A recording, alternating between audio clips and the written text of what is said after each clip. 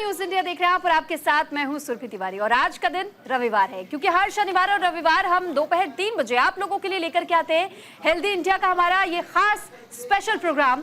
और इस special programme के तहत हम आपको तमाम बीमारियों से जुड़ी हुई जानकारी देते हैं, साथ ही आपके हेल्थ को लेकर के जितनी भी समस्याएं होती हैं तो आप भी सीधे हमसे संपर्क कर सकते हैं शो में, क्योंकि ये प्रोग्राम इस वक्त लाइव है। यानी कि आप के टीवी स्क्रीन पर जो नंबर्स चल रहे होंगे आप उन नंबर्स को नोट कर लीजिए और आप हमारे इस 1 घंटे के प्रोग्राम में सीधे तौर पर जुड़ सकते हैं, क्योंकि हमारे साथ इस प्रोग्राम में जुड़ते हैं डॉक्टर्स भी। डॉक्टर्स का पैनल हमारे साथ मौजूद रहता है ताकि आपके सवालों के जवाब वो दे सके। और आज का जो हमारा विषय है वो सबसे ज्यादा इम्पोर्टेंट आज के वक्त में है, क्योंकि वर्क स्ट्रेस जिसका लोड हर एक व्यक्ति लेता है। यानी कि अगर आप ऑफिस जाते हैं लेकिन ऑफिस में कई बार आपको ऐसा भी फील होता है कि आप ऑफिस जाने की इच्छा नहीं रखते, जबरदस्ती आप खुद के साथ कर रहे हैं कि आप ऑफिस मजबूरन आपको जाना पड़ रहा है, वहां काम करना पड़ रहा है, लेकिन आपके ऊपर प्रेशर इतना ज्यादा वर्कलोड हो जाता है और उसी काम को लेकर के आप तनाव महसूस करने लगते हैं। और इसी के तहत में आपने हाल फिलहाल में ये खबर भी जरूर सुनी होगी कि पुणे से खबर सामने आई थी, जब 26 वर्षीय एक महिला ने वर्कलोड के तहत वर्क स्ट्रेस उसने इतना ज्यादा लिया कि उसने खुदकुशी तक कर ली। तो ये कितना खतरनाक हो सकता है, इससे बचने के लिए क्या कुछ उपाय किए जा सकते हैं, इसको लेकर के आज हम डिटेल में बातचीत करेंगे डॉक्टर से भी। और साथ ही आपके कॉल का इंतजार हमें आज के इस प्रोग्राम में रहेगा। ये आज दोपहर 3 बजे से लेकर शाम के 4 बजे तक 1 घंटे का प्रोग्राम है, आप हमसे सीधे कनेक्ट कर सकते हैं। लेकिन उससे पहले आपको दिखाते हैं एक रिपोर्ट। आज के भागदौड़ भरी जिंदगी में स्ट्रेस एक आम समस्या बन गई है। तनाव को एक अनचाहा मेहमान कहा जा सकता है, जो कभी भी किसी के भी घर में दस्तक दे सकता है। तनाव किसी भी उम्र के व्यक्ति को हो सकता है, चाहे वो बच्चा हो, युवा हो या बुजुर्ग, और इसका असर हमारे शारीरिक और मानसिक स्वास्थ्य दोनों पर पड़ता है। तनाव आपकी सेहत और मानसिक स्थिति दोनों पर निर्भर करता है। जो व्यक्ति मानसिक तौर पर मजबूत या सेहतमंद होते हैं वो अक्सर खुद को तनाव से बाहर निकालने के रास्ते तलाश लेते हैं। लेकिन जो व्यक्ति खुद को चौतरफा तनाव में घिरा हुआ महसूस करता है उसके लिए ये समस्या बड़ी हो जाती है। और फिर यही तनाव किसी भी व्यक्ति में कई तरह के व्यवहारिक बदलाव ला सकता है। साथ ही ऐसे लोग अक्सर आपको चिड़चिड़े, निराशा से भरे हुए और थका हुआ दिखाई देंगे। कुछ लोगों को तनाव के कारण डिप्रेशन और इंसोमेनिया का भी शिकार होना पड़ता है। इसके साथ ही स्ट्रेस के कारण हृदय रोग, हाई ब्लड प्रेशर, डायबिटीज जैसी बीमारियां हमें घेर लेती हैं। हाल ही में एक खबर पुणे से आई, जिसमें एक 26 वर्षीय महिला ने वर्क स्ट्रेस के कारण अपनी जान दे दी। यह आंकड़ा सिर्फ एक व्यक्ति या चंद लोगों तक सीमित नहीं है। अगर आप सर्वे रिपोर्ट पर ध्यान दें तो आपको ये आंकड़े हैरान कर देंगे। दरअसल एडीपी रिसर्च इंस्टीट्यूट के सर्वेक्षण के अनुसार लगभग 76% भारतीय कर्मचारी बताते हैं कि तनाव का कार्य प्रदर्शन पर नकारात्मक प्रभाव पड़ता है, जबकि 49% ने अपने मानसिक स्वास्थ्य के बारे में भी यही भावनाएं व्यक्त की। 17 देशों में 32,000 से अधिक श्रमिकों के सर्वेक्षण के अनुसार वैश्विक स्तर पर लगभग 2/3 यानी 65% श्रमिकों ने कहा कि तनाव उनके काम पर प्रतिकूल प्रभाव डालता है, और लगभग आधे यानी 47% ने अपने मानसिक स्वास्थ्य के बारे में भी यही चिंताएं व्यक्त की, जो पिछले साल के मुकाबले 53% से थोड़ी कम है। अब बात करते हैं मानसिक तनाव के लक्षणों की। वैसे तो ये सूची बहुत बड़ी है। कुछ सामान्य लक्षण हैं जो एक व्यक्ति को तनाव के दौरान महसूस हो सकते हैं। सरदर्द, उदास रहना, एकाग्रता की कमी महसूस होना, छोटी छोटी बातों पर चिढ़ जाना, मायूस होना, मौत या खुदकुशी का ख्याल आना, कम बोलना, निराशा, अनिद्रा, थकान, मांसपेशियों में दर्द, भूख में बदलाव, निर्णय लेने में कठिनाई। ये कुछ मानसिक तनाव के लक्षण हैं जिसके बारे में आपको जरूर पता होना चाहिए। इन लक्षणों के महसूस होते ही उचित इलाज आवश्यक है। समय पर इलाज तनाव को कम करने में सहायक होगी। वहीं स्ट्रेस के प्रमुख कारणों की अगर बात करें तो स्ट्रेस कई कारणों से हो सकता है और किस कारण से आपको तनाव हो रहा है इसका पता आपके स्वास्थ्य की जांच के बाद ही चल पाएगा। तनाव के प्रमुख कारणों की बात करें तो काम का दबाव, परिवार की समस्याएं, आर्थिक समस्याएं, स्वास्थ्य संबंधित समस्याएं, रिश्तों में समस्याएं, नौकरी की चिंता, दुखद अनुभव जो कहीं ना कहीं एक व्यक्ति के जीवन में तनाव की स्थिति उत्पन्न कर सकती है। इस बीच काम के तनाव को कम कैसे किया जा सकता है? ये अलार्मिंग सिचुएशन कब हो जाता है? आज इसी विषय पर हेल्दी इंडिया में हम एक्सपर्ट से जानेंगे। न्यूज इंडिया के लिए सुरभि तिवारी की रिपोर्ट। तो अब हेल्दी इंडिया के प्रोग्राम की शुरुआत हम करेंगे, लेकिन उससे पहले मैं आपको डॉक्टर से सबसे पहले रूबरू करवा देती हूँ। इस वक्त हमारे साथ डॉक्टर प्रीति शर्मा जुड़ चुके हैं। कंसल्टेंट है, आप साइकेट्रिस्ट है, MBBS और MD है। साथ ही देखिए हमारे साथ डॉक्टर इस वक्त मनोज कुमार जी भी जुड़ चुके हैं। Doctor Manoj Kumar ji principal director cardiologist है मैक्स हॉस्पिटल में। सर बहुत स्वागत है आपका। मैम आपका भी बहुत स्वागत है। दो डॉक्टर्स हमारे साथ आगे भी जुड़ेंगे, डॉक्टर प्रशांत मिश्रा और डॉक्टर LC शुक्ला। तो फिलहाल सबसे पहले प्रोग्राम की शुरुआत में डॉक्टर मनोज, मैं आपसे ही पूछना चाहूंगी, समझना चाहूंगी, क्योंकि आप कार्डियोलॉजिस्ट भी है, तो क्या जब हम तनाव बहुत ज्यादा महसूस करते हैं, खासतौर पर आज के जनरेशन की अगर हम बात करते हैं, तो हमने ये देखा है कि युवा जनरेशन खासतौर पर वर्कलोड बहुत ज्यादा अपने ऊपर फील करते हैं, बहुत ज्यादा स्ट्रेसफुल हमेशा वो नजर आते हैं, तो इससे क्या हार्ट का खतरा भी बढ़ सकता है? बिल्कुल सुरभि जी, आपने जो आज एक प्रश्न उठाया है ये बहुत ही महत्वपूर्ण प्रश्न है और मैं कहूँगा कि आज के डेट में जो स्ट्रेस है ये इम्पॉर्टेंट हार्ट का रिस्क फैक्टर है, कार्डियोवैस्कुलर रिस्क फैक्टर है। जिस तरह से डायबिटीज़ है, हाई ब्लड प्रेशर है, हाई कोलेस्ट्रॉल लेवल है, उतना ही सीरियस ये भी एक रिस्क फैक्टर है जिसको अक्सर हम लोग इग्नोर कर देते हैं या ये अंडर एस्टिमेटेड है।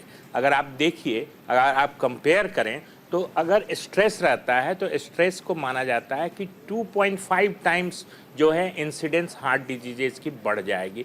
वजह जो भी हो, देखिए स्ट्रेस होता है तो पूरे बॉडी में इन्फ्लामेशन होता है, आपके जो हार्मोन्स में जो चेंजेज आते हैं, कॉर्टिजोल्स एंड नॉरएड्रेनालिन, एड्रेनालिन लेवल बढ़ा रहता है। इसकी वजह से एक कहिए कि टाइप 2 डायबिटीज़ जो है, जो एक कहिए मैच्योरिटी ऑनसेट डायबिटीज़ है, उसका इंसिडेंस बढ़ जाता है, हाई ब्लड प्रेशर रहता है। साथ में जो हार्ट अटैक की मुख्य वजह होती है कि जो धमनियां हैं उनके लाइनिंग पे जो चर्बी जमी होती है वो रप्चर होती है और ब्लड से मिक्स होकर क्लॉट बनाती है, तो प्लाक रप्चर भी बढ़ जाता है स्ट्रेस की वजह से। और आपने बिल्कुल सही कहा कि इसका इंसिडेंस हमारे देश में अगर आप देखें तो बहुत ज़्यादा है। हमारे देश की जो मेंटल हेल्थ है वो ठीक नहीं है। अगर आप देखें पर लाख 11 लोग जो हैं सुसाइड करते हैं।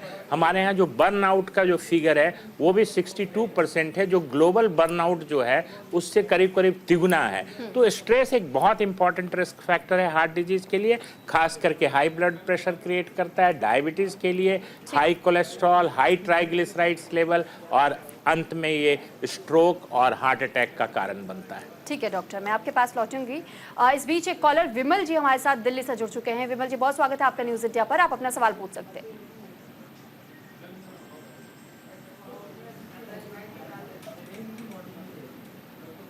विमल जी, क्या आपको हमारी आवाज मिल रही है? जी, हमारा यह है कि तनाव मुक्त होने के लिए कौन सा हेल्दी लिया जाए, पौष्टिक आहार। ठीक है, आप आहार के बारे में जानना हेल्दी आहार के बारे में जो क्या लिया जाए जो तनाव मुक्त हो।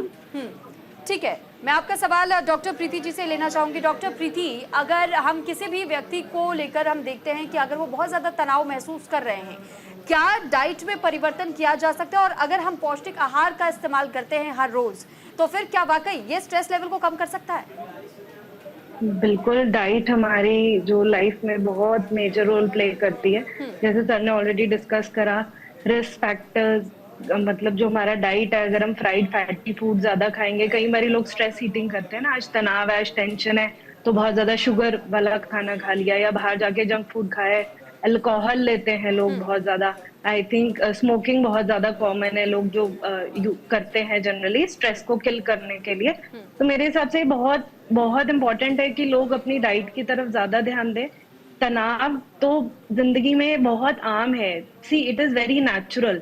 स्ट्रेस एक बहुत नेचुरल चीज है सबकी लाइफ में, बट स्ट्रेस कब हमेशा पॉजिटिव भी नहीं होता और हमेशा नेगेटिव भी नहीं होता।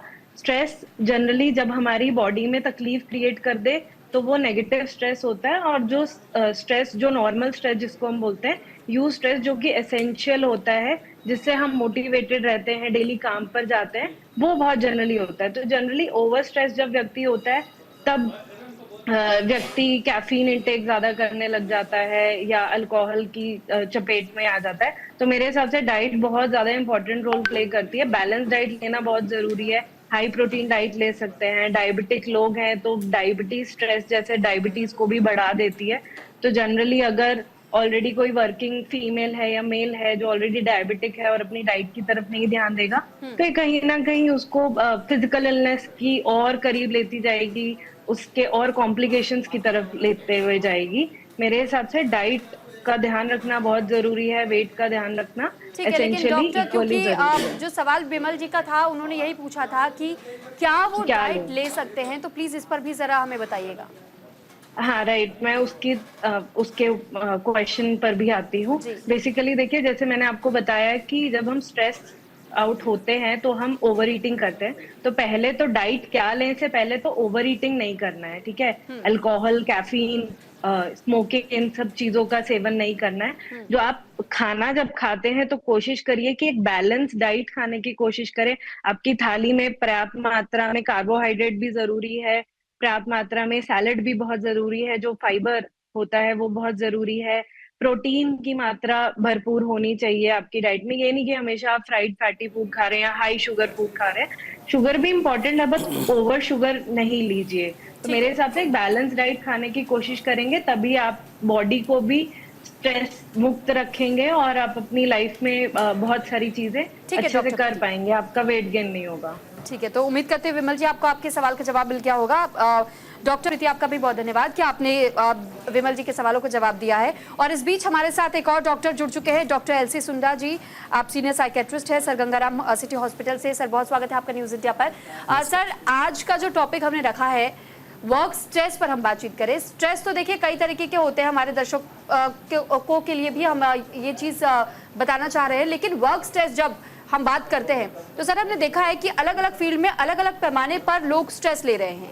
और हाल फिलहाल में हमने सुना कि किस तरीके से पुणे में एक 26 वर्षीय महिला ने अपनी जान दे दी सिर्फ क्योंकि वो ऑफिस के काम को लेकर वो इतना ज्यादा अपने आप को तनावपूर्ण महसूस कर रही थी कि वो किसी से कनेक्ट नहीं कर पा रही थी। तो अगर हम साइकोलॉजी को समझने की कोशिश करें तो आज की जनरेशन की साइकोलॉजी किस ओर जा रही है? आपका सवाल बहुत ही वैलिड है।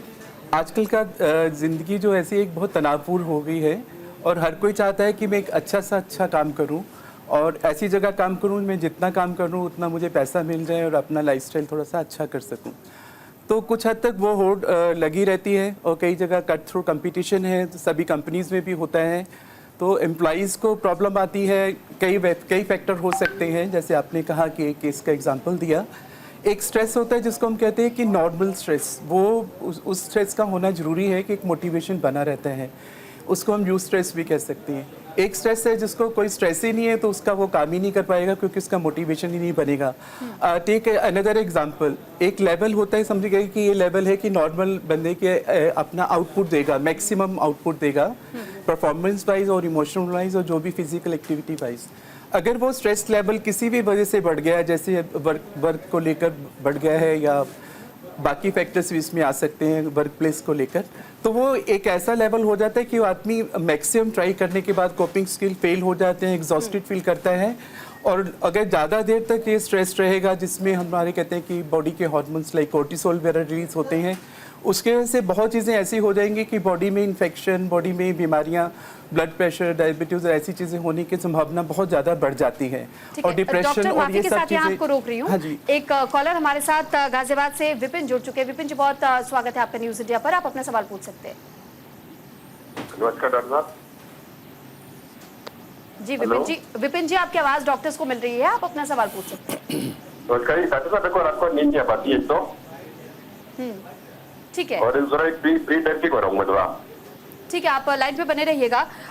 डॉक्टर, मैं आपसे ही इस सवाल का जवाब देना चाहूंगी जी। एक मिनट रिपीट कर देंगे, नींद को लेके पूछ रही हैं, क्या कह रही नींद की दिक्कत है। उन्होंने ये कहा है कि मुझे नींद की समस्या काफी लंबे समय से आ रही है, और बाकी आप बात कर सकते हैं। आपका कहना ये है कि आपको नींद की समस्या आ रही है कि शायद आपके साथ एक स्ट्रेस फैक्टर है जो आपका बेसिकली ऑफिस रिलेटेड काम को होकर है।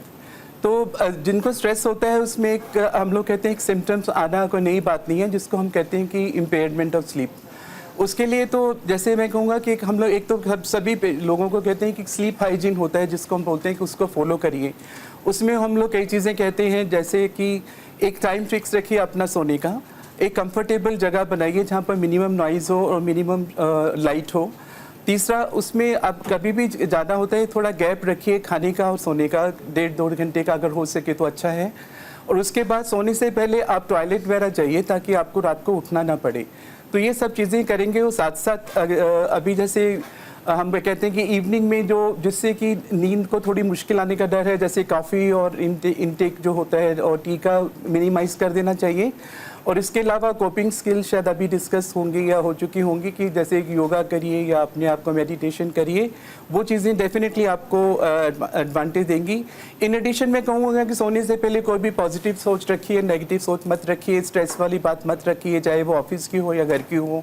और उस वक्त अगर हो सके तो लाइट म्यूज़िक और रिलैक्सिंग म्यूज़िक सुनिए, तो वो आपको डेफिनेटली हेल्प करेगा। ठीक है, उम्मीद करते हैं आपके सवालों का जवाब आपको विपिन जी मिल गया होगा। और डॉक्टर मनोज, अगला सवाल मेरा आपसे है, क्योंकि देखिए हम कार्डियोलॉजी को लेकर भी हम कहीं ना कहीं इस वजह से भी चर्चा करना चाहते हैं, क्योंकि स्ट्रेस की वजह से कई लोग, आपने भी इस बात का जिक्र किया था कि हार्ट अटैक बहुत से लोगों को हो जाता है।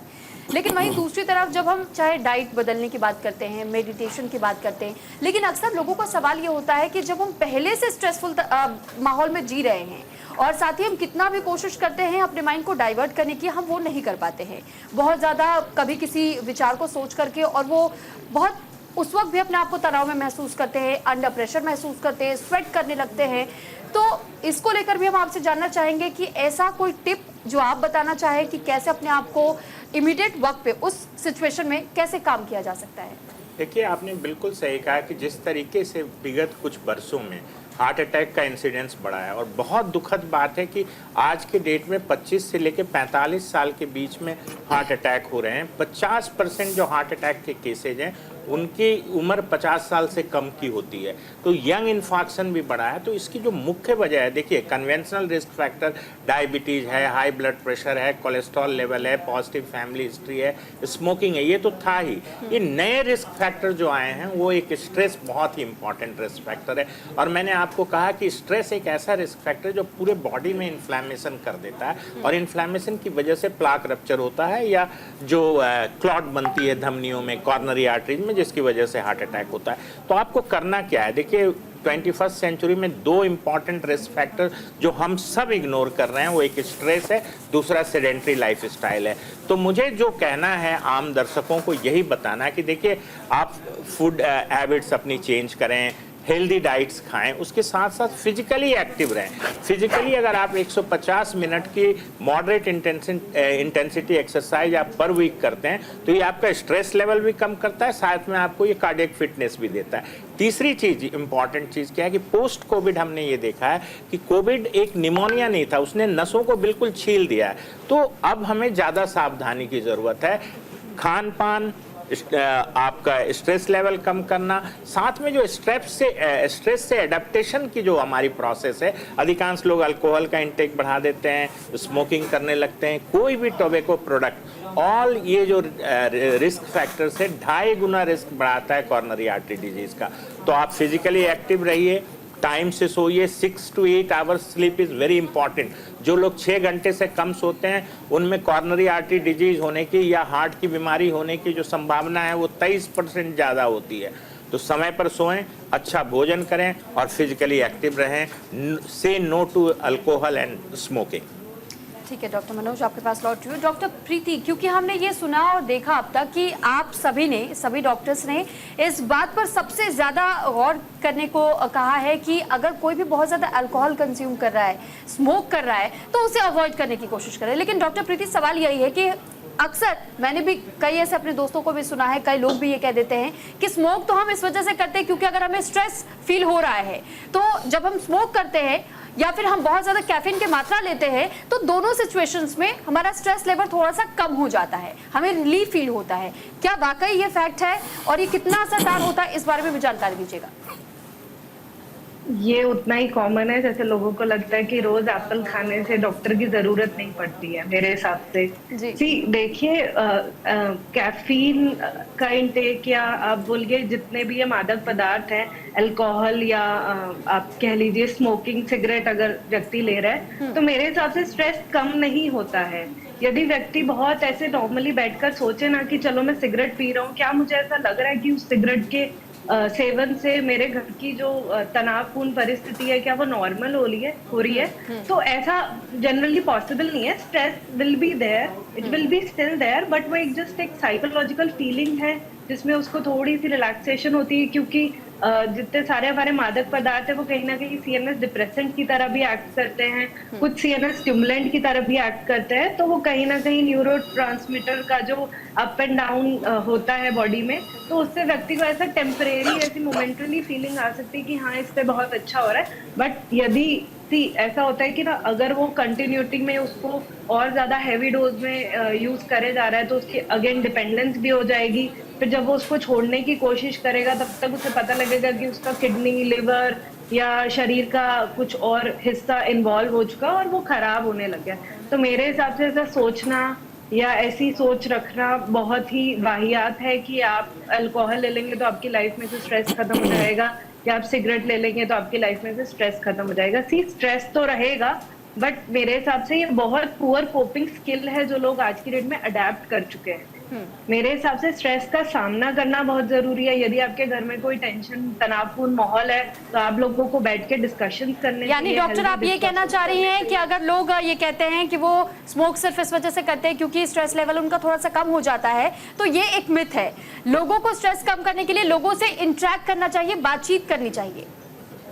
बिल्कुल, डेफिनेटली मेरे हिसाब से इंटरेक्शन करना, योगा, प्राणायाम, मेडिटेशन, कुछ रिलैक्सेशन टेक्निक्स होते हैं, आप वो परफॉर्म कर सकते हैं। आप अपने जो टाइम मैनेजमेंट, बेसिकली स्ट्रेस होता क्यों है ना, लोगों की या तो एक्सपेक्टेशन बहुत ज्यादा हाई हो जाती है अपने आप से, या जिस कंपनी में वो काम कर रहे हैं उधर कमाने की जो लालसा है वो उस चीज के चक्कर में अपने आपको बर्नआउट वाले फेज में ले जाते हैं। मेरे हिसाब से आपको ट्रिगर आइडेंटिफाई करने चाहिए, आपको डिस्कशंस करने चाहिए, आपको अपने शॉर्ट टर्म गोल्स सेट करने चाहिए, कुछ रियलिस्टिक गोल सेट करने चाहिए और अपने आप को उस स्थिति में लेकर ही नहीं जाना चाहिए जिसमें आपको इन सब चीजों की जरूरत पड़े, लाइक अल्कोहल की जरूरत पड़ रही है या स्मोकिंग की जरूरत पड़ रही है। मेरे हिसाब से आप टाइम मैनेजमेंट करोगे तो आपको इन सब चीजों की जरूरत ही नहीं पड़ेगी। ठीक है डॉक्टर, आपके पास लौट रही हूँ। राम प्रताप हरियाणा से हमारे साथ एक कॉलर जुड़ चुके हैं। राम प्रताप जी, बहुत स्वागत है आपका न्यूज इंडिया पर, आप अपना सवाल पूछ सकते हैं। हाँ जी, नमस्कार डॉक्टर जी। हाँ जी, मेरी मिसेज की 55 है जी। हाँ जी, उनको नींद नहीं आती रात को जी, और बाथरूम बहुत आता है इनको दिन रात। ठीक है, इस सवाल का जवाब मैं डॉक्टर मनोज आपसे लेना चाहूंगी। देखिए, एक तो अभी डिस्कशन ये हुआ कि अगर नींद नहीं आती है तो इसकी वजह एक स्ट्रेस हो सकता है। दूसरी चीज़, अगर रात को आपको बार बार टॉयलेट जाना पड़ता है तो इस उम्र में 65 ईयर्स में हो सकता है प्रोस्टेट ग्रंथि हो वो बढ़ गई हो, या कोई यूरिनरी ट्रैक्ट इन्फेक्शन या पेशाब का कोई इन्फेक्शन हो। तो सबसे इम्पॉर्टेंट है कि नींद के लिए तो आप जो स्ट्रेस से दूर रहें, टाइम से आप सोने का प्रयास करें, रात में आप फ़ोन और टीवी बंद करके नींद का प्रयास करें, अन्यथा किसी डॉक्टर से मिलके आप कोई हल्की दवा भी ले सकते हैं जिससे आपकी नींद बेहतर होगी और कोई एडिक्शन नहीं होगा। लेकिन सबसे इम्पॉर्टेंट है कि नींद बार बार टूटती है पेशाब लगने की वजह से, टॉयलेट लगने की वजह से, तो उसके लिए मुझे लगता है कि अल्ट्रासाउंड करा के अपनी जांच कराएं कि हो सकता है प्रोस्टेट की इन्लार्जमेंट हो। वो एक छोटी सर्जरी होती है, उससे ठीक हो सकती है। तो आपको एक किसी की परामर्श, चिकित्सक के परामर्श की ज़रूरत है। और कभी कभी शुगर बढ़ने की वजह से भी रात को होता है, तो अपना एक शुगर टेस्ट और एक अल्ट्रासाउंड जरूर कराएं। ठीक है, उम्मीद करते हैं राम प्रताप जी आपको आपके सवालों का जवाब मिल गया होगा। और देखिए, लगातार आज के हम इस कार्यक्रम में यही बात कर रहे हैं और यही आपको बता रहे हैं कि किस तरीके से अगर आप भी बहुत ज़्यादा किसी भी सिचुएशन में आप बहुत ज़्यादा तनाव ले रहे हैं, स्ट्रेस महसूस कर रहे हैं, तो फिर आप इससे अपने आप को कैसे बचा सकते हैं। तो इसके टिप्स को लेकर भी हम बातचीत आगे भी करेंगे और साथ ही आप लोगों के सवाल भी हम इस प्रोग्राम में लेते रहेंगे। फिलहाल यहाँ रुक रहे एक छोटे से ब्रेक के लिए। तो एक बार फिर आपका स्वागत है और अब एक बार फिर से हम वर्क स्ट्रेस को लेकर के डॉक्टर से और भी कुछ सवालों के जवाब जानने की कोशिश करेंगे और साथ ही आप लोगों के लिए कुछ टिप्स भी हम ज़रूर इस कार्यक्रम में शामिल करने की कोशिश करेंगे ताकि आप भी अपना वर्कलोड थोड़ा सा कम कर सके। लेकिन अब तक जितनी कन्वर्सेशन हमारे डॉक्टर्स के साथ में हुई है, डॉक्टर्स का भी यही कहना है कि जब भी आपको ऐसा स्ट्रेस महसूस होता है तो आप कोशिश कीजिए मेडिटेट करें और साथ ही साथ कोशिश कीजिए कि आप अपने आसपास के लोगों के साथ अगर कुछ हद तक कुछ बातें आप शेयर कर सके तो आपका मन इससे हल्का हो जाएगा। आपको अपने स्ट्रेस में भी थोड़ी सी कमी ज़रूर महसूस होगी। और सबसे ज़्यादा जो ज़रूरी बात है, जो लोग ये कह कर के स्मोक या फिर अल्कोहल कंज्यूम करते हैं कि उनका स्ट्रेस लेवल थोड़ा सा कम हो जाता है, तो इसे भी अवॉइड करने की ज़रूरत है। तो चलिए आप एक बार फिर से प्रोग्राम में आगे बढ़ेंगे और डॉक्टर एलसी सुंडर जी से मेरा अगला सवाल होगा। सर, मैं आपसे ये जानना चाहूँगी क्योंकि हम लगातार देखिए साइकोलॉजी के तौर पर भी हम जानना चाहेंगे और ये फैक्टर बहुत ज़्यादा इंपॉर्टेंट भी हो जाता है कि कई बार हम कह तो देते हैं बड़ी आसानी से कि बात करो, बात करने से समस्या का हल निकल जाता है, लेकिन कुछ लोग अपने उस स्ट्रेसफुल माहौल को भी शेयर नहीं कर पाते हैं क्योंकि कई बार ऐसा होता है कि ऑफिस में चाहे वो अपने बॉस से घबरा रहे हों या फिर वो किसी भी काम को लेकर के बहुत टेंशन में हैं कि वो इस डेडलाइन के तहत वो मीटअप कर पाएंगे या नहीं कर पाएंगे। तो ऐसे में वो शेयर किससे करें ना करें, ये भी उनके मन में असमंजस होती है। वो खुलकर अगर बात करना भी चाहते हैं, उनके साथ ये भी समस्या हो जाती है इंट्रोवर्ट एक्सट्रोवर्ट की पर्सनालिटी, या लोग सुनने को तैयार नहीं होते, कन्फ्यूजन्स हो जाते हैं। तो ऐसे में आप क्या बताना चाहेंगे उन लोगों के लिए? ऐसे लोगों के लिए ये होता है कि आपके जो कॉलीग्स हैं, कहीं पर भी आप काम करते हैं, थोड़े टाइम के बाद आप उनके नेचर को पहचान पाते हैं, तो अपनी बात और एक किस्म से सिमिलर माइंडेड लाइक ग्रुप बन जाते हैं। तो उन्हीं को एज सेल्फ हेल्प ग्रुप की तरह हम लोग यूटिलाइज कर सकते हैं। अपनी प्रॉब्लम उनसे आप उनकी हेल्प करिए जो उनको चाहिए, और उनको अगर आपको उनकी हेल्प की ज़रूरत है, आप प्लीज़ आस्क देम। उसमें कोई शर्म की बात नहीं होती है क्योंकि आपको ज़रूरी नहीं कि हर कोई परफेक्ट ही हो। और इसके लिए जैसे कोई भी एम्प्लॉयर किसी को अपने लिए हायर करते हैं तो उसको पहले एक ट्रेनिंग देना ठीक रहेगा कि आप, और जो कंसर्न फील्ड में आप किसी को ले रहे हैं एम्प्लॉय को, उसके में कितना स्किल्स हैं और उसको कितनी ज़रूरत है, वो पहले इसको एम्प्लॉयमेंट से पहले जान ली तो ज़्यादा अच्छा है। और जो एम्प्लॉयर है उसको एक बात समझनी चाहिए कि जो एम्प्लॉइज़ है उसमें एक स्ट्रेस लेवल जरूर से ज़्यादा ना बने, ताकि वो एक मोटिवेशन लेवल ख़त्म होने का डर रहता है। जैसे बर्नआउट सिंड्रोम्स की बात होती है, एग्जॉस्शन की बात होती है। हर एम्प्लॉय चाहता है कि मैं अपना बेस्ट दूँ, पर एक लेवल के बाद जब कई बार उनको लगता है कि नहीं, अब मैं ओवरबर्डन हो रहा हूँ और मैं जितने टाइम में जो मुझे काम कर सकता हूँ वो नहीं कर पा रहा हूँ क्योंकि उस वर्कलोड ज़्यादा है, तो उसमें कहीं ना कहीं सिम्टम्स डेफिनेटली आएंगे। उसको कहीं ना कहीं अपने जो साथ में कोलीग्स हैं और जो उनका जो मैनेजर है, कोई ना कोई यूनिट्स में होते ही हैं वर्कफोर्स में, जो आपकी प्रॉब्लम शेयर कर सकते हैं। और आप माइक्रो लेवल पर जब सिम्टम शुरू होते हैं आप तभी भी उनको अप्रोच कर सकते हैं ताकि वो बात एक लेवल के ऊपर बढ़े ना। तो ये चीज़ें होती हैं कि एक अपना जैसे आपने कहा कि वर्क स्पोर्ट्स में कई लोग बुली करते हैं एक दूसरे को, जो कि गलत होता है। तो कहीं ना कहीं ऐसे ग्रुप बने होते हैं जो ऐसी समस्या आपकी सुनेंगे।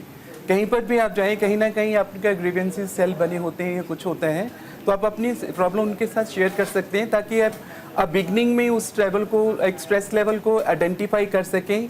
और आपको समझ आना चाहिए कि हाँ, एक स्ट्रेस लेवल है जो आगे जाके आपको आपका इनपुट को प्रॉब्लम करेगा, आपका लेवल ऑफ कंसंट्रेशन को उसको प्रॉब्लम करेगा। तो बेटर है कि उसमें आप अपने आसपास जो भी हो, उस कोलीग हो या अपना जो आपके लिए वर्कफोर्स के लिए को लीडर बनाया है, उससे अपनी समस्या शेयर करें ताकि उसका कोई सुझाव बन सके। ठीक है, लेकिन डॉक्टर एक और सवाल इसमें मैं ऐड ऑन करना चाहूँगी, क्योंकि कई लोग हमें ये सजेशंस देते हैं कि अगर आप बहुत ज़्यादा स्ट्रेस महसूस कर रहे हैं, आप किसी भी चीज़ को लेकर के बहुत ज़्यादा ओवरथिंक कर रहे हैं, तो ओवरथिंक भी सबसे बड़ा एक रीज़न माना जाता है स्ट्रेस के लिए। और लोग ये कहते हैं कि या तो आप उल्टी गिनती गिनना शुरू कर दीजिए, आप हेवीली थोड़ा सा ब्रीथ करना शुरू कीजिए, डीप ब्रीदिंग जिसे हम कहते हैं, या फिर आप किसी मंत्र का चैंट करना शुरू कर दीजिए। क्या वाकई ये प्रभावशाली होता है? ये चीज़ें किसी को कोई भी स्ट्रेस हुआ उसमें डेफिनेटली हेल्प करेंगे। जैसे पिछले दिनों की बात होती है कि कोई एक्यूट एंजाइटी हो रही है, कोई पैनिक अटैक हो रहे हैं, ऐसी सिचुएशन में भी डेफिनेटली हेल्प करती हैं। पर यहाँ पर हम लोग बात कर रहे हैं कि एक है जो एक्यूट स्ट्रेस हो रही है एम्प्लॉय को, और एक over the period of time हो रही है। इसमें शायद हमारा ओवर पीरियड जो टाइम है उसको लेके भी कंसर्न है। जैसे कि बात हुई कि किसी को हार्ट अटैक हो गया स्ट्रेस की वजह से, वो जनरली यही होता है कि जैसे हमने बात करा कि कोर्टिसोल लेवल और बाकी कई हार्मोन्स रिलीज होते हैं जब भी आदमी को क्रोनिक स्ट्रेस में जाता है, तो उसके साथ साथ ये प्रॉब्लम, मेडिकल प्रॉब्लम और बाकी प्रॉब्लम होने का चांस रहता है। और ये जो एक्टिविटीज़ आप बता रहे हैं ये हाँ कहीं ना कहीं आपको उस वक्त हेल्प करेंगी, और आपको मैनेजमेंट जो भी आपको टाइम मैनेजमेंट के साथ साथ अगर आपको मेंटल हेल्थ प्रोफेशन की जरूरत पड़ती है तो उस वक्त भी आपको ऑलमोस्ट डेली अपने लाइफस्टाइल में भी इंक्लूड करना चाहिए। ये सब चीज़ें वो आपको डेफिनेटली हेल्प करेंगी। ठीक है डॉक्टर मनोज, मैं अगला सवाल आपसे लेना चाहूँगी क्योंकि हमने अक्सर ये देखा है कि लोग मेडिटेट करने की कोशिश करते हैं, वो डीप ब्रीदिंग के ज़रिए भी कहीं ना कहीं कोशिश करते हैं कि उनका स्ट्रेस लेवल शायद थोड़ा कम हो जाए, किसी से बातचीत करके भी, लेकिन वो स्ट्रेस को कम नहीं कर पाते हैं, वो और ज़्यादा तनाव में चले जाते हैं। अगर उनसे किसी ने कुछ कह दिया तो वो उस पर और ज़्यादा बहुत गहरा चिंतन करने लगते हैं, यानी बहुत ज़्यादा ओवरथिंक किसी भी विषय को लेकर के करने लगते हैं। तो फिर मेडिटेट करना बहुत ईजी नहीं होता है, और जो शुरुआती फेज़ होता है, हमने अक्सर ये सुना है कि शुरुआती फेज़ में बहुत से लोगों को स्ट्रगल करना पड़ता है।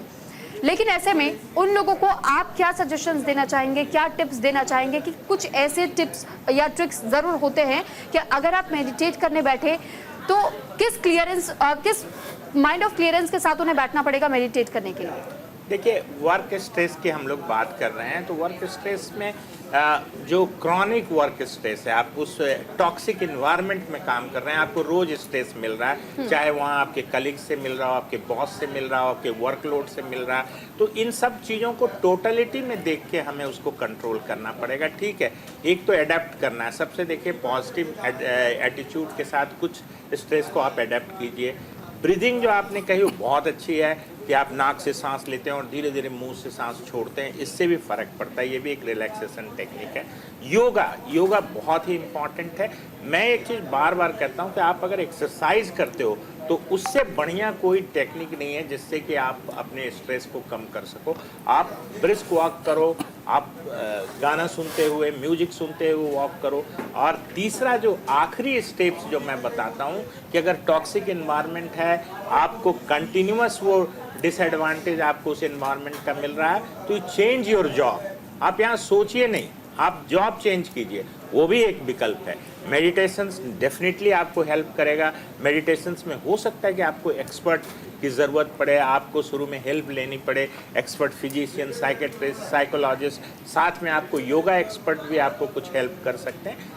तनाव रहित बनना तो मुश्किल है आज के दौर में। और एक चीज़ बड़ा दुर्भाग्य है कि जितने भी ऑर्गेनाइजेशन हैं वहाँ पे HR डिपार्टमेंट होता है, ह्यूमन रिसोर्स डिपार्टमेंट, बट उनका काम सिर्फ आपको अंदर लाना, और फिर जब आप छोड़ के जाते हैं उस समय कोई उनका ध्यान, मुझे लगता है कि इस सिस्टम को सुधारना पड़ेगा। जितने भी बड़े कॉरपोरेट हैं, जितने भी ऑर्गेनाइजेशन हैं, उनको अपने HR को एम्प्लॉय फ्रेंडली बनाना होगा और उनको कंसर्न दिखाना होगा कि हमारे एम्प्लॉय पे क्या गुजर रही है, उनका मेंटल हेल्थ क्या है। ठीक है डॉक्टर, इस बीच एक कॉलर हमारे साथ हरदोई से जुड़ चुके हैं। सर, बहुत स्वागत है आपका। सबसे पहले मैं आपका नाम जानना चाहूंगी।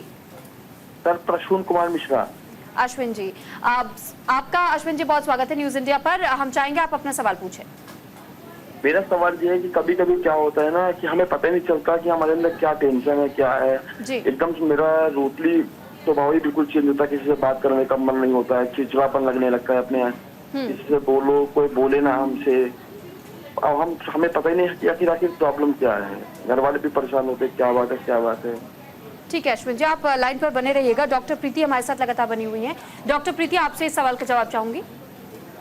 मुझे ऐसा लग रहा है जो अश्विन जी बताने की कोशिश कर रहे हैं वो कुछ सिम्टम्स के बारे में बात कर रहे हैं कि उन्हें अच्छा नहीं लग रहा है, या वो जल्दी चिड़चिड़े हो जा रहे हैं, या उन्हें बहुत नेगेटिव थॉट आ रहे हैं। तो मुझे ऐसा लगता है वो एक पर्टिकुलर स्ट्रेसफुल सिचुएशन को आइडेंटिफाई नहीं कर पा रहे हैं। मतलब जरूरी नहीं है कि डिप्रेसिव सिम्टम्स आ रहे हैं तो हमारी लाइफ में कोई ना कोई बड़ा तनाव होगा तभी हम डिप्रेशन में जाएंगे। इसी डिप्रेशन एक बीमारी है, तो बीमारी में जरूरी नहीं है कि कोई एक स्ट्रेसफुल फैक्टर उसको बढ़ावा देगा तभी वो हमारे जीवन में बीमारी बनेगी।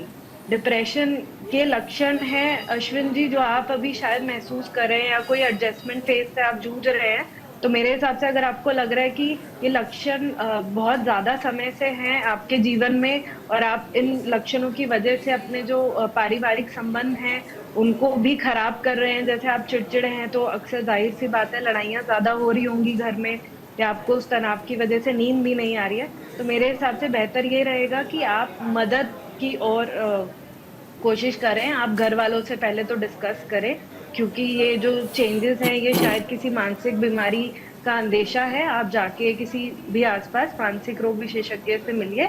मुझे लगता है कि उनकी काउंसलिंग या उनकी जो मेडिकेशन है वो आपको ज़रूर हेल्प करेंगी। ज़रूरी नहीं है कि हर डॉक्टर मेडिसिन स्टार्ट करे, क्या पता वो सिम्टम्स की कितनी सिवियरिटी है उसको पहले वो परखेगा, आपसे बात करेगा, उसके बाद ही शायद वो आपको ट्रीटमेंट स्टार्ट करे। मेरे हिसाब से जो भी अभी लक्षण है वो किसी मानसिक तनाव के लक्षण है।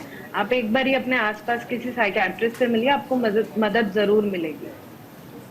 ठीक है, बहुत शुक्रिया आपका अश्विन जी हमारे साथ जुड़ने के लिए। लेकिन डॉक्टर प्रीति, क्योंकि आपने जिक्र भी किया कि कई बार ऐसा होता है वाकई में कि लोग ये समझ ही नहीं पाते हैं कि वो डिप्रेशन का शिकार कब हो रहे हैं, या फिर उन्हें पैनिक अटैक या एंजाइटी अटैक्स अगर आ रहे हैं तो ये किन कारणों की वजह से हो रहे हैं, या फिर जब कंफ्यूजन की वो स्टेज में होते हैं, यानी वो समझ नहीं पाते हैं कि आखिर उनका व्यवहार इतना ज़्यादा लोगों के साथ में चिड़चिड़ा क्यों हो गया है, उन्हें गुस्सा बहुत जल्दी क्यों आने लगा है, या वो किसी से भी बहुत फ्रेंडली होकर के बात नहीं कर रहे हैं। जो कल तक हंसते मुस्कुराते हुए लोग नजर आते थे वो बेहद उदास नजर आते हैं, लेकिन वो अपने अंदर फिगर आउट नहीं कर पाते। ऐसे में उन लोगों को आप क्या टिप देना चाहेंगे कि वो कैसे उस चीज को फिगर आउट कर सकते हैं? देखो, सबसे पहले आइडेंटिफिकेशन। अगर मेरी पर्सनालिटी में या मेरे व्यवहार में कुछ चेंजेस आए हैं पहले की अपेक्षा, तो इम्पोर्टेंट है कि मैं क्या उन लक्षणों को आइडेंटिफाई कर पा रहा हूँ या कर पा रही हूँ, वो बहुत जरूरी है।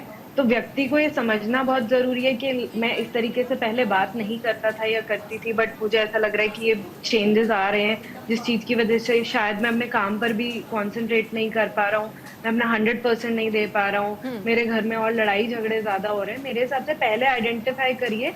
यदि आपको लग रहा है कि वो उतने सिवियर नहीं है, आप अपने आप को कंट्रोल करके देखिए, आप डिस्कशंस करके देखिए।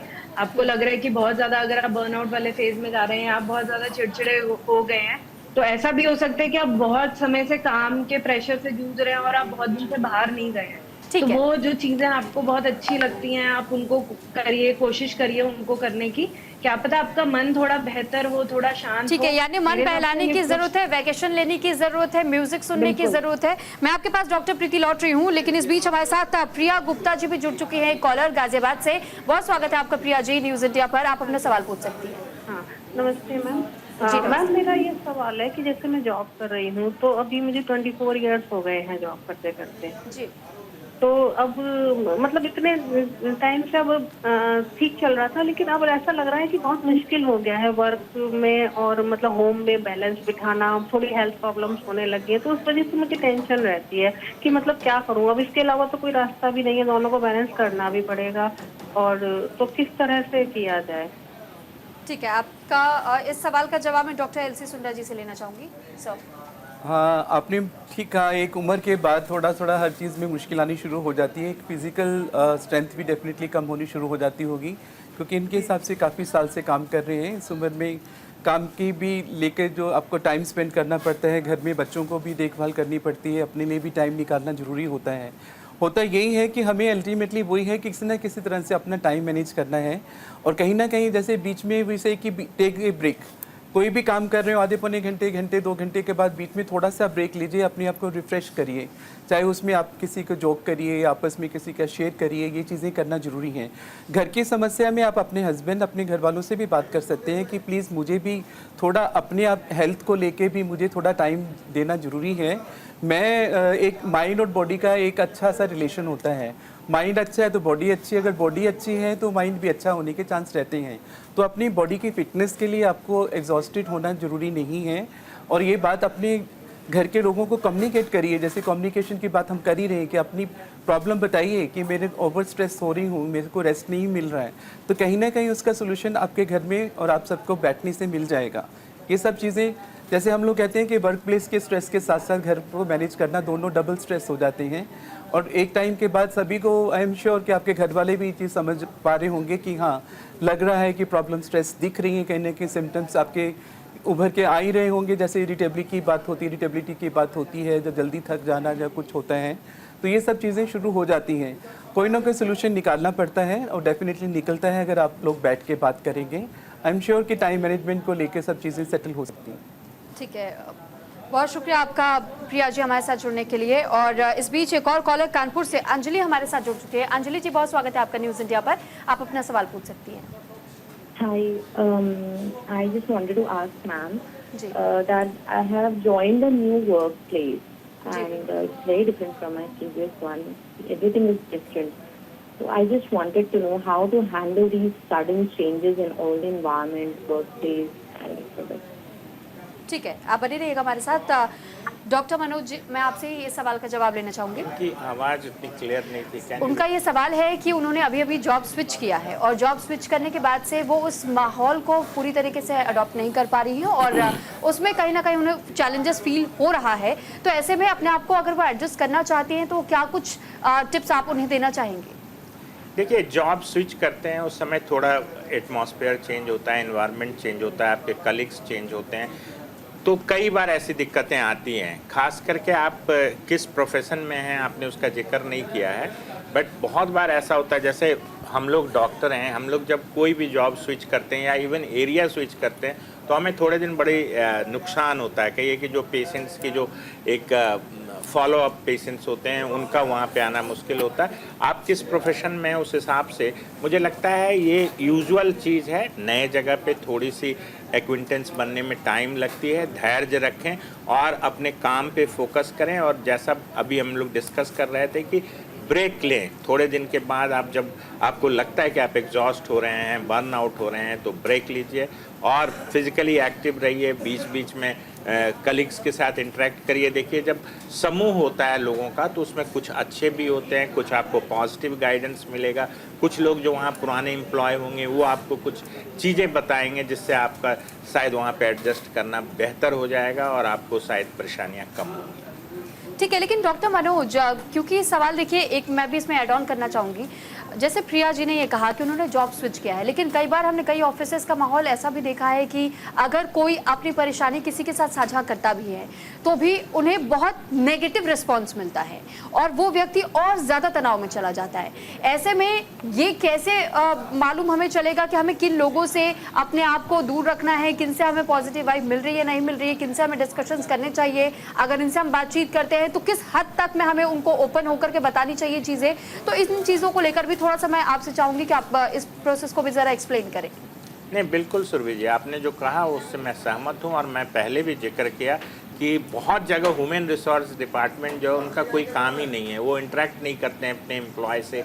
उसमें कोई बहुत जगह मैंने देखा है कि कोई सिस्टम ही नहीं है जहां आप ग्रीवेंस भी एड्रेस कर सको। ग्रीवेंस सेल कुछ जगह बने हुए हैं, बट मुझे लगता है कि 10 आदमी होते हैं उसमें 2 आदमी ऐसे होते हैं। देखिए, पहचान आपको हो जाएगी लोगों के बात करने के तरीके से। आपको नीचे दिखाने वाले जो लोग हैं वो अच्छे लोग नहीं हैं, आपकी बैक बाइटिंग जो करते हैं वो अच्छे लोग नहीं हैं, जिनकी जो एक एटीट्यूड होती है, उनकी बॉडी लैंग्वेज निगेटिव होती है। जो निगेटिव लोग हैं उनसे बच के रहें। जो पॉजिटिव एटीट्यूड, पॉजिटिव माइंडसेट के लोग हैं, और कहीं ना कहीं देखिए, जैसे फीमेल्स हैं, कोई ना कोई फीमेल कलीग्स होती है जिससे कि आप सारी चीज़ें शेयर कर सकते हो। जो भी वर्क प्लेस पे स्ट्रेस है, हैरासमेंट है, उसके लिए एक आदमी ज़रूर होता है। देखिए, हम लोग भी ऑर्गेनाइजेशन में काम करते हैं, कुछ अच्छे होते हैं, कुछ बुरे होते हैं। आपको पहचान करनी है उनके एक्शन से, उनके बिहेवियर से और उनकी बातचीत से कि किसके साथ हम ये चीज़ें शेयर कर सकते हैं।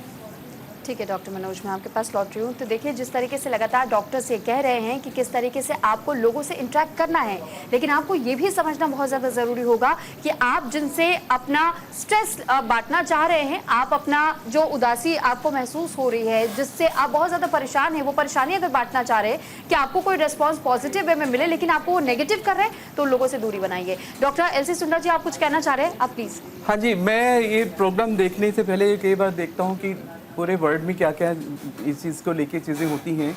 तो एक सिंड्रोम बड़ा बार बार मुझे पढ़ने को मिला जिसको हम कहते हैं इम्पोस्टर सिंड्रोम। उसमें क्या होता है कि आदमी के पास पूरा नॉलेज है, टैलेंट है, स्किल्स हैं, उसके बावजूद भी उसको लगता है कि ये काम मैं नहीं कर सकता हूँ, मुझे अपने एक लेवल पहुँच गए, एक अच्छे लेवल पर पहुँच गए, उनको लगता है मैं तो कुछ भी नहीं हूँ, इंस्पाइट ऑफ कि वो बहुत अच्छा काबिलियत रखता है और उस लेवल पर पहुँच के लगता है कि नहीं मैं तो बिना किसी वजह से ऐसे लक की वजह से मिल गया हूँ, मैं इस जॉब के लायक हूँ ही नहीं।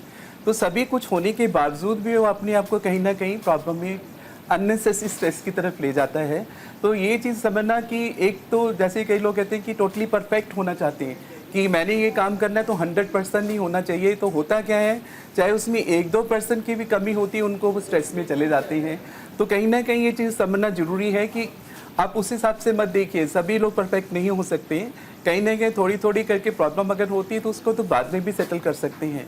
तो ये समझना ज़रूरी है कि हाँ आपके साथ प्रॉब्लम हो सकती है, आपके पास सारी काबिलियत है, तो उसमें आपको अपना थोड़ा सा लाइफस्टाइल चेंजेस करने की जरूरत है, अपना थॉट प्रोसेस बदलने की जरूरत है। एक नेगेटिव थॉट प्रोसेस को पॉजिटिव वे में हम लोग सकारात्मक वे में देखेंगे तो कहीं ना कहीं आपको उसके बेनिफिट नजर आएंगे। जी, यानी हम ये कह सकते हैं कि अगर कोई भी लोग ऐसे बहुत जल्दी अपने आप को उदास महसूस करते हैं या फिर बहुत ज़्यादा स्ट्रेस हो ले लेते हैं किसी भी छोटी मोटी बातों का, तो सबसे पहले तो आपके लिए भी बहुत ज़्यादा ज़रूरी है कि आप अपना सेल्फ कॉन्फिडेंस मेंटेन करके रखिए, खुद पर सबसे ज्यादा भरोसा कीजिए किसी और पर भरोसा करने से पहले। अब अगला सवाल मैं डॉक्टर प्रीति आपसे लेना चाहूंगी। हमने अब तक कई बार इस बात का जिक्र सुना कि म्यूजिक सुनिए, आप चाहे हल्के वॉल्यूम पे सोते वक्त भी अगर आप म्यूजिक सुनते हैं, अच्छे मेमोरीज को आप रिकलेक्ट करने की कोशिश करते हैं, तो म्यूजिक एक वो जरिया होता है कि अगर आप म्यूजिक को उस वक्त में समझते हैं कि हमें किस टाइम पे कौन सा म्यूजिक सुनना चाहिए, तो वो हमारे स्ट्रेस को भी बदलता है, हमारे थॉट प्रोसेस को भी बदलता है। लेकिन इसमें भी कहीं ना कहीं कुछ मिसकंसेप्शन होता है और ऐसे में लोग ये भूल जाते हैं कि अगर वो अपसेट है तो उन्हें अपसेट म्यूजिक बिल्कुल नहीं सुनना है, उन्हें अच्छा महसूस करने के लिए अच्छी म्यूजिक सुनना है। तो ये मैं इस पर भी आपसे जरा और समझना चाहूंगी कि म्यूजिक के जरिए ये कौन सा ऐसा थ्योरी होता है जिसके जरिए हम पूरा माइंडसेट चेंज कर सकते हैं लोगों का। सर बहुत सारे लोगों को लगता है कि वो परेशानी वाली परिस्थिति में या ब्रेकअप की परिस्थिति में सैड म्यूजिक सुनेंगे तो उनको थोड़ा सा ईज या कंफर्ट महसूस होगा। तो इसके पीछे जनरली कोई थ्योरी नहीं है कि म्यूजिक एक ऐसी चीज है जिससे आपको सेंस ऑफ कामनेस मिलती है। वो पर्सनालिटी टू पर्सनालिटी भी डिपेंड करती है। मेरे हिसाब से मोटिवेशनल चीजें जो आपकी जिंदगी में मतलब पॉजिटिव होती है, जैसे कुछ म्यूजिक होते हैं मेडिटेटिव म्यूजिक जिन्हें कहते हैं, या कोई मंत्र उच्चारण वाले म्यूजिक जो होते हैं, मेरे हिसाब से वो थोड़े से आपको ब्रेन को काम करते हैं, कंट्रोल करने में हेल्प करते हैं, थोड़ा सा ठहराव या रेजिलियंस लेकर आते हैं।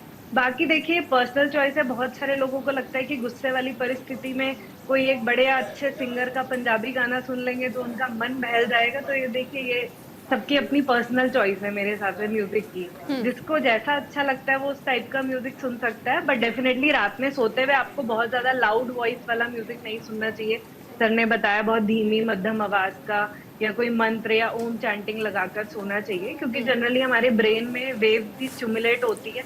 अगर आप कोई ऐसा इस टाइप का म्यूजिक सुनते हैं तो आपको अगेन अलर्टनेस हो जाती है, आपकी नींद टूट सकती है। तो मेरे हिसाब से म्यूजिक सब्जेक्टिव है, वो आपकी अपनी पर्सनल चॉइस है, आपको किस प्रकार का गाना सुनना अच्छा लगता है जिससे आपका मन बहलता है। बट रिलेटिवली जैसे चैंटिंग है या ओम वाला म्यूजिक है या कुछ भजन वगैरह है, तो वो आपको सेंस ऑफ कामनेस और एक पॉजिटिविटी देते हैं। ठीक है डॉक्टर प्रीति। डॉक्टर मनोज, अब अगला सवाल मेरा आपसे है। हमने ये ज़्यादातर देखा है और सुना भी है कि चाहे म्यूज़िक की बात करते हैं, हम एक्सरसाइज या मेडिटेशंस की बात करते हैं, इससे हम स्ट्रेस को कम तो कर सकते हैं। लेकिन कई बार हमने ये भी देखा है कि लोग बहुत जल्दी अपनी प्रॉब्लम्स को शेयर नहीं कर पाते, शेयर करते भी तो उन्हें अच्छा रिस्पॉन्स नहीं मिलता है। लेकिन ऐसे में जब कंसंट्रेशन की बात आती है, काम पे फोकस करने की बात आती है, क्योंकि हम पहले से तनाव में हैं, अगर हमें लोगों के तरफ से भी अगर नेगेटिव एटीट्यूड का सामना करना पड़ रहा है या फिर नेगेटिव रिस्पांस का सामना करना पड़ रहा है, तो वो और ज़्यादा स्ट्रेसफुल माहौल हो जाता है। ऐसे में लोग अपने आप को कैसे कन्विंस कर सकते हैं या अपने आप को कैसे ये बता सकते हैं कि वो बिल्कुल ये काम कर सकते हैं, उन्हें घबराने की ज़रूरत नहीं है, परेशान होने की ज़रूरत नहीं है। इस सिचुएशन को मैं आपसे समझना चाहूँगी। देखिए, आपने बिल्कुल ठीक कहा। जो तनाव के जो सिम्टम्स होते हैं बड़े नॉन स्पेसिफिक से हैं, हेडेक है, बॉडी पेन है, लैक ऑफ कंसंट्रेशन है, लैक ऑफ इनिशिएशन है, आप कोई काम शुरू करना नहीं चाहते हैं, तो ये जो है नॉन स्पेसिफिक सिम्टम्स हैं। और नॉन स्पेसिफिक सिम्टम्स के साथ आपको लगता है, बहुत बार तो आप सोचते हैं कि हो सकता है कि थोड़े दिन में ठीक हो जाएगा, बहुत ज़्यादा शेयर भी नहीं करना चाहते हैं, बट जब आपकी परफॉर्मेंस अफेक्टेड होने लगती है तो वो बड़ा वाइटल सा पॉइंट है। जब आपकी परफॉर्मेंस आपको लगती है कि आप काम पे फोकस नहीं कर पा रहे हैं, कंसंट्रेशन, लैक ऑफ कंसंट्रेशन है, वैसी हालत में मुझे ऐसा लगता है कि आपको अगर परिवेश में, आपके वर्किंग एटमॉस्फेयर में कोई सपोर्ट नहीं मिल रहा है तो प्लीज़ किसी मानसिक रोग विशेषज्ञ से मिलें और आप उसको ये चीज़ें शेयर करें, क्योंकि वो आपकी बातें सुन सकता है, आपकी सिम्टम्स समझ सकते हैं, वो आपको सही राय दे सकते हैं। मुझे लगता है कि ये वो पॉइंट है जहाँ पे आपको एक ट्रेंड पर्सनल के हेल्प की ज़रूरत है। ठीक है डॉक्टर मनोज, तो आज के हेल्दी इंडिया के प्रोग्राम में आपने वर्क स्ट्रेस को लेकर के सुना कि किस तरीके से अगर आप भी वर्क स्ट्रेस महसूस करते हैं तो आपको किन चीज़ों को अवॉइड करना चाहिए। आपने डॉक्टर्स को सुना कि आप जिस वक्त स्ट्रेस में हैं सबसे ज़्यादा कोशिश कीजिए कि किस तरीके से आप अल्कोहल या सिगरेट का इस्तेमाल बिल्कुल ना करें, यानी इसको कंज्यूम ना करें। और साथ ही अगर आप बहुत ज़्यादा ऐसी सिचुएशन में आते भी हैं और कभी कभार आप कर भी लेते हैं तो पार्टी हॉलिक मूड एक अलग होता है, लेकिन इसे हर रोज यानी कि डेली रूटीन में बिल्कुल भी मत लेकर के आइए। ना केवल ये आपके मेंटल स्ट्रेस के लिए खतरनाक है बल्कि आपकी पूरी सेहत के लिए भी खतरनाक होगा। साथ ही साथ आप हल्की वॉल्यूम में म्यूजिक को सुन सकते हैं, लेकिन अच्छी और लाइट मूड वाली म्यूजिक को आपको सुनना है। बहुत डिप्रेसिव या फिर बहुत सैड म्यूजिक को उस वक्त आप बिल्कुल भी ना सुने। आप बहुत रिलीजियस म्यूजिक को सुन सकते हैं, वो आपको पॉजिटिव वाइब दे सकती है। और साथ ही साथ आप आसपास के लोग जिस पे आप सबसे ज्यादा विश्वास करते हैं उनसे बैठ करके बातचीत कीजिए। खासतौर पर आप अपने फैमिली मेंबर से बैठ करके बातचीत कीजिए, डिस्कशंस कीजिए, आपका स्ट्रेस बहुत हद तक कम हो सकता है। तो आज के एपिसोड में हमने वर्क स्ट्रेस को लेकर के जाना। डॉक्टर प्रीति हमारे साथ जुड़ी थी, डॉक्टर मनोज कुमार जी हमारे साथ जुड़े थे और डॉक्टर हमारे साथ एलसी सुंदर जी भी जुड़े हुए थे। आप तीनों का बहुत धन्यवाद सर और मैम, आप लोगों ने हमारे दर्शकों के सवालों का जवाब दिया। लेकिन इसी तरीके से हर शनिवार और रविवार को हम आपके सामने हाजिर होते हैं एक अलग टॉपिक के साथ में। और अगले संडे के लिए टॉपिक आप अभी से नोट कर लीजिए, क्योंकि अगले संडे हम बात करेंगे फीमेल प्रॉब्लम को लेकर, यानी कि पीसीओडी और पीसीओएस, जो कि बेहद ही आम समस्या फीमेल्स में है। महिलाएं ज्यादातर इस विषय को लेकर के खोल करके बातचीत नहीं करती हैं, लेकिन कई ऐसी महिलाएं हैं जो कि इससे दो चार उन्हें होना पड़ता है और बहुत सी ऐसी समस्याएं हैं जिनको वो समझ भी नहीं पाती हैं। तो इसी के साथ फिलहाल आज के इस एपिसोड में इतना ही। आपसे मुलाकात होगी अगले संडे। नमस्कार।